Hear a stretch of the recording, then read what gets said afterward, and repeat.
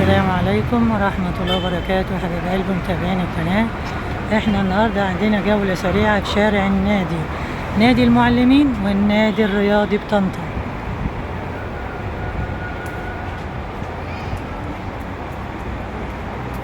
هنا برضو قدام نادي المعلمين عربية الذرة المشوي، لان احنا في موسم الذرة المشوي.